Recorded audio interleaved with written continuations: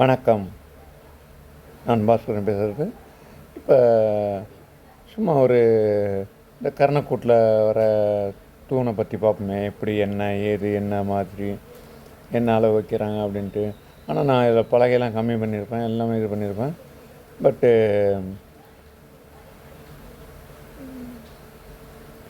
ஏன் காரணம் சொல்ல வரேன்னா,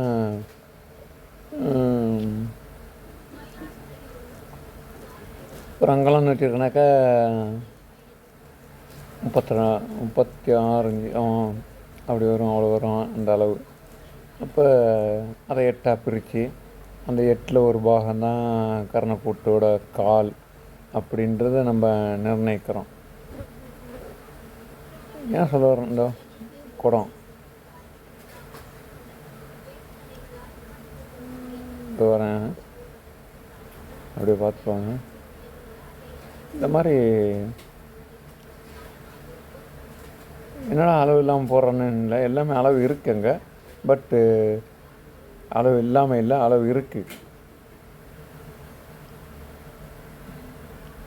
நான் போட்டிருப்பேன் லாஸ்ட்டில் கூட, அப்படியே ஸ்பீடப் இது பண்ணி காமிச்சிருப்பேன். அந்த உருட்டுன்னு காட்டுறாங்கல்ல, அந்த 3 கோட் டார்க்காக தெரியுதுல்ல, 3 உருட்டு காமிப்பாங்களா, அதுதான் நான் உருட்டுன்னு பட்டி மாதிரி காமிச்சிருப்பேன். இது அஸ்வபாதம். எல்லா இதுக்கும் அஸ்வபாதம். அஸ்வம்ன்றது குதிரை. அந்த குதிரை அஸ்வபாதம் அப்படின்றபோது குதிரையோட பாதம் அதை வைக்கிறேன் பாருங்கள். இங்கே பிரிப்பேன் பாருங்கள், கீழே பிரித்து அந்த கரவமானத்தை வைப்பேன்.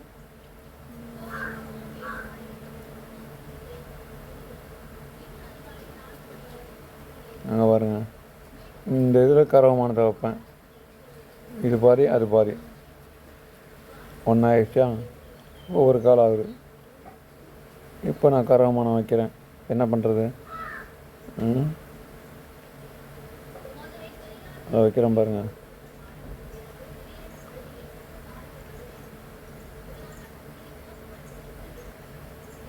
ஒரு தூண்டுறதுக்கு கரைவுமானன்றது தலை, அதாவது எந்தெந்த பகுதியில் எங்கெங்கே வரணுமோ, தலைக்கால் பகுதியில் எவ்வளோ கரையுமோ அவ்வளோ கரைஞ்சால் தான் அழகு பெறும். இல்லைன்னா ஸ்கொயராக நெட்டிச்சு போச்சுன்னா அது நல்லா இருக்காது. அதான் இந்த வச்சுட்டேன் பார்த்தீங்களா, கரையை வச்சுட்டு அதுக்காக அடிக்கிறேன். இப்போ பாருங்கள் எவ்வளோ கரைவு இருக்குது. இதுலேயும் கரை சரியா, அதை பாருங்கள் சரியா. அதில் எழுதியிருக்கேன், மைனூட்டாக எழுதியிருக்கேன், ஜூம் பண்ணி பார்த்தீங்கன்னா தெரியும்.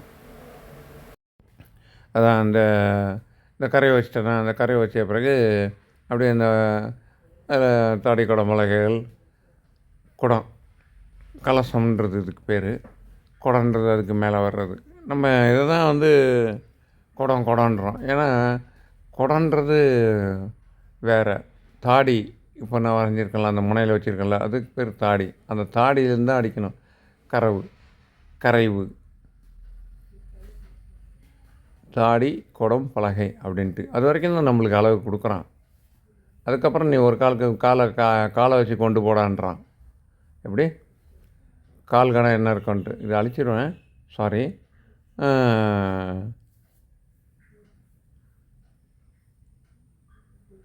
அந்த வளைவு போட்டோம்லாம் இப்போ ரொம்ப பெருசாக இருக்க மாதிரி இருக்குது, அது அழிச்சிடுவேன். இப்போ இது ஒரு கால், இந்த ஒரு காலுக்கும் பக்கத்தில் பலகை ஒரு கால், இது ஒரு கால், பத்மம்,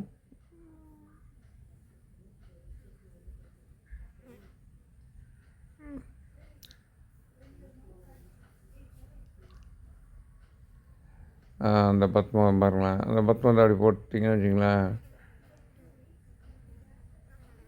உங்களுக்கு ஒரு கர்ணக்கூட 8ஆக பிரிக்கும்போது ஒரு கால் ஒட்டாது, ஒரு கால் ஒட்டாது. நீங்கள் என்ன பண்ணுறீங்க, சும்மா சப்பையாக அடிச்சிடுறீங்க. அந்த பலகையெல்லாம் சப்பையாக அடித்து ஒரு மாதிரி கொண்டு போயிடுறீங்க. நான் உங்களை யாரும் குறை சொல்ல, அந்த மாதிரிலாம் பண்ணாதீங்க. அதுக்குன்னு ஒரு ப்ரொஃபஷனல் அளவு உண்டு. அதை பாருங்கள், அதை பார்த்து அதுக்காக நம்ம செஞ்சால் சிறப்பாக இருக்கும். இது வந்து சோழா ஸ்டைலில் போட்டிருக்கணும் இல்லையோன்னு, நாயக்கா ஸ்டைலில் சோழா, நாயக்கா, பல்லவா ஸ்டைலில் இது மாதிரி பண்ணுறது கிடையாது. பட்டு நாயக்கா ஸ்டைலில் மோஸ்ட்லி இது பண்ணுவாங்க. இப்போ சோழா ஸ்டைலில் கன்ஃபார்ம் டிசைன் இந்த மாதிரி தான் பண்ணுவாங்க. சரியா? அதுவும் கர்ணக்குடியில் கூட நடுவில் கூட இப்போ சும்மா அப்படியே இது காமிச்சிடுறாங்க. என்ன பண்ணுறது? ஒன்றும் பண்ண முடியாது. அது மாதிரி இது வந்து ஆக்சுவலாக வந்து இந்த காலோட தூண் உயரம் வந்து 10.5 இன்ச், அதாவது 1.25 இன்ச்சு. இதை வச்சுருக்கேன் பாருங்கள், 1.25 இன்ச்சு, 10.5 இன்ச்சு உயரம். 0.2 எடுத்திருக்கேன் மைக்ரோட்டிக் பெனில் இங்க் பண்ணுறேன். எதுக்காகனாக்கா உங்களுக்கு கிளியராக தெரியணும், அதுக்காக தான்.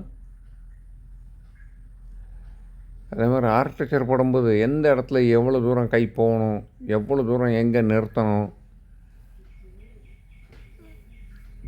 அப்படின்றத நம்ம அந்த கட்டுக்கோப்புக்குள்ளே கொண்டு வரணும். அப்போ தான் வந்து ஆர்கிடெக்சர். சும்மா ஆட்டக்காலில் போடுறோம், தூக்கி தூக்கி தூக்கி தூக்கி சின்னது பெருசு பண்ணி பெருசாக போடுறோம் அப்படின்றதுலாம் கிடையாது. நம்மளுக்கு ஆயாதி பொருத்தம், அந்த அளவுகள் பொருத்தம் பிரகாரம் அமையணுன்னா கரைவு ஒரு ஒரு ராஜகோபுரமாக செய்கிறோம்.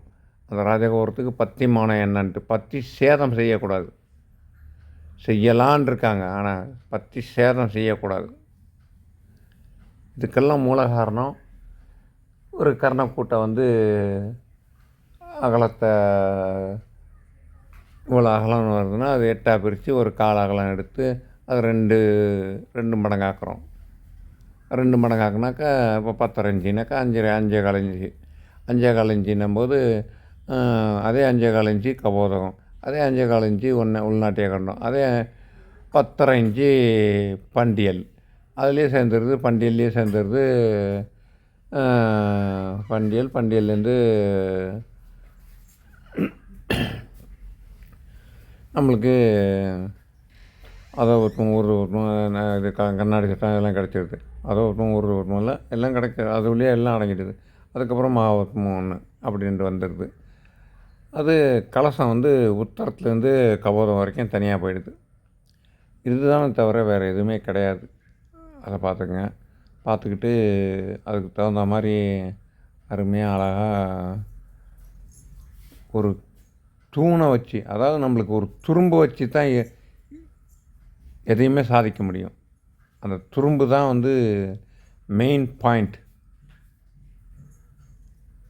புரியுதா இல்லையா? இதை 3 உருட்டாகவும் போடலாம், வேண்டாம், வட்டியாகவே காமிச்சிருக்கேன். ஏன்னா ஆக்ஸா பிளேடில் போட்டு சுரண்டும் போது ரொம்ப ரிஸ்க்காகும் அவங்களுக்கு. அதனால் இப்படியும் காட்டலாம் அப்படியும் காட்டலாம், எல்லாமே ஒன்று தான். பட்டு எதுவும் தவறு கிடையாது. ஒரு கம்பு காமிச்சிட்டேன், சென்டர் கோடு போட்டு விட்றேன். ஏன்னா சின்னதாக வரையும்போது எனக்கே பயமாக இருக்குது. என் கை எவ்வளோ சைஸாக இருக்குது, அந்த தூண் என்ன சைஸ் இருக்குது, என் கையளவு கூட கிடையாது. சும்மா எட்டி வச்சேனாக்கா அந்த ஒரு முக்கால் ஜான் கூட கிடையாது அந்த தூண். என்ன இதோட என்ன துல்லியமாக தூண் போட்டு அனுப்பிச்சுட்டேன். புரியுதா இல்லையா? அது மாதிரி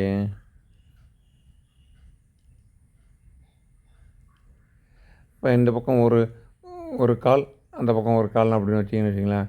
இப்போ நடுவில் வர மோகபத்திரத்தில் வேதியியல்னு கர்ணக்கூட 3 பாகம் பண்ணி இழுப்போம். அப்போ அந்த வேதியியல் முகபத்திரத்தில் ஒரு காலோட ஒரு கால் டச் பண்ணாது, ஒரு சுண்டு வரல் போகிற அளவுக்குனாச்சும் இடம் இருக்கும், கண்டிப்பாக இடம் இருக்கும்.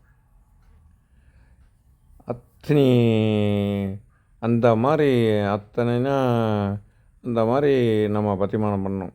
ஒரு கர்ணக்கூடைய 4ஆக பண்ணி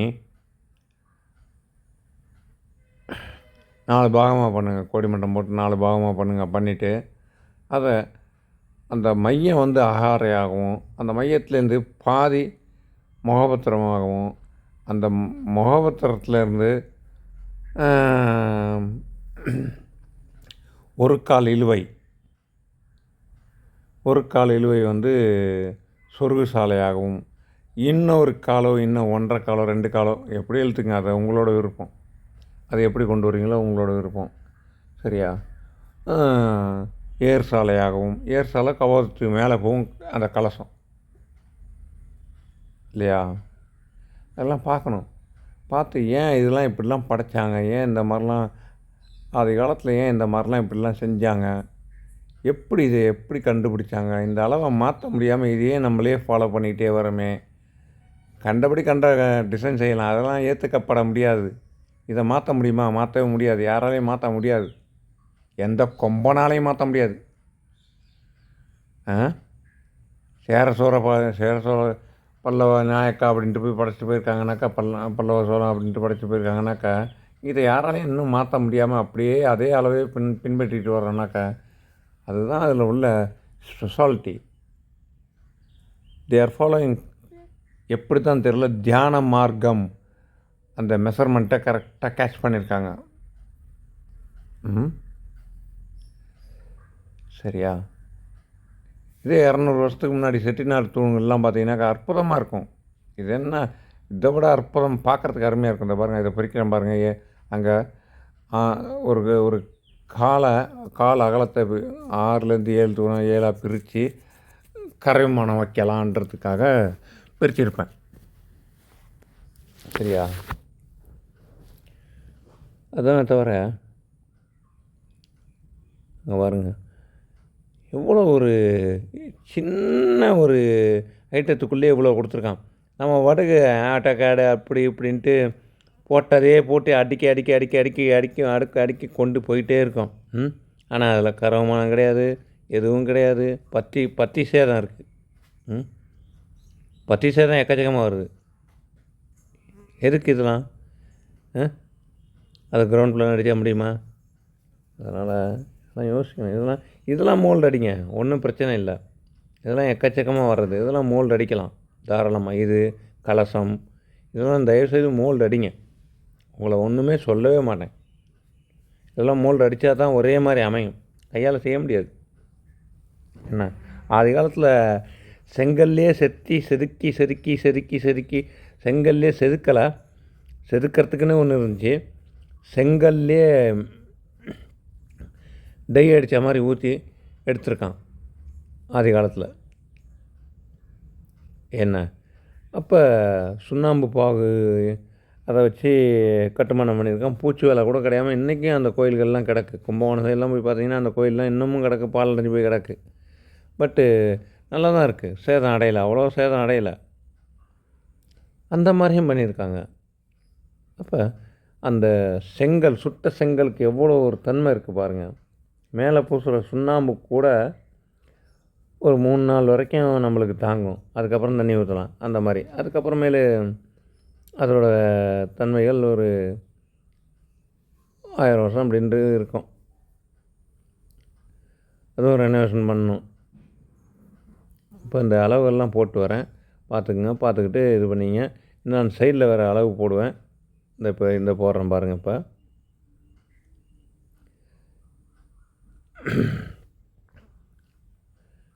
இது வந்து 10.5 இன்ச்சு தான், நல்லா தெரிஞ்சிங்க. 10.5 இன்ச்சு தான். அப்போ 10.5னா 5.25 வச்சிங்களேன். அப்போ 5.25னாக்கா வேரியல் 5.25, தாடி குடம்பலக கால் செட்டு 5.25, 10.5 2 மடங்கு, கபோதகம் 5.25, சித்துத்திரகண்டம் அதாவது பாருங்கள் வச்சுருக்கான் பாருங்கள், உள்நாட்டிய கண்டம் இல்லையா, சித்துத்திரகண்டமாக. எப்படி ஒரு பேர், அழகான பேரை புகுத்திருக்கான் பாருங்கள். அதுதான் அங்கே பண்டைய சிற்பிகள் சித்துத்திரகண்டம் அப்படின்ட்டுருக்கான். அந்த உள்நாட்டிய கண்டத்துக்கு கர்ணக்கூட்டில் வர்றது சித்துத்திரகண்டம் அப்படின்ட்டுருக்கான். அது ஒரு 5.25.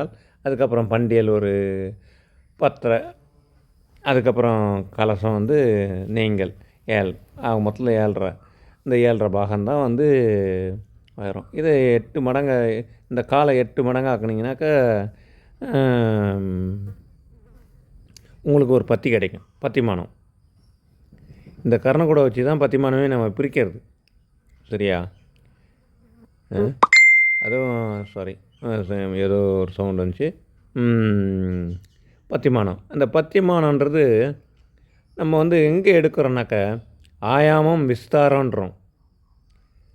ஆயாமத்தில் போய் எடுத்தாக்கா பத்திமானம் கிடைக்காது. விஸ்தாரத்தில் தான் நம்ம எடுக்கிறோம் இல்லையா? அதை பார்க்கணும். இந்த அளவு போட்டு வரேன், அதையும் பார்த்துங்க. அதை இங்க்லையும் எழுதுவோம், காட்டுவேன். சரியா?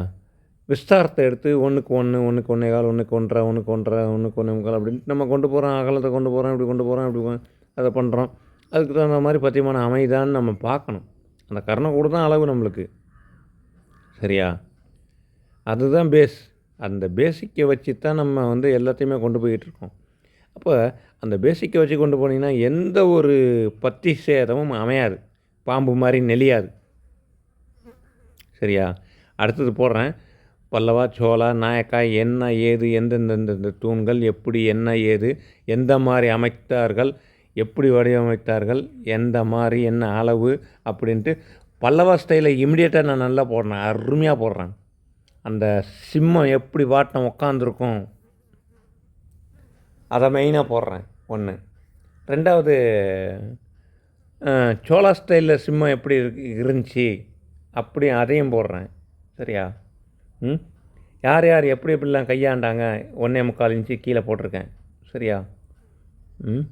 யார் யார் எந்தெந்த டைமில் எப்படி எப்படிலாம் எந்தெந்த பீரியடில் எப்படி இப்படி அமைஞ்சது அப்படின்றத எல்லாத்தையும் நான் போட்டு உங்களுக்கு காட்டுறேன். சரியா? Okay. Anyway, thank you very much எல்லாருக்கும். இன்னும் முடிய போகுது, இன்னும் கொஞ்சம் நேரம் தான் இருக்கும். என்னால் பேசவும் முடியல.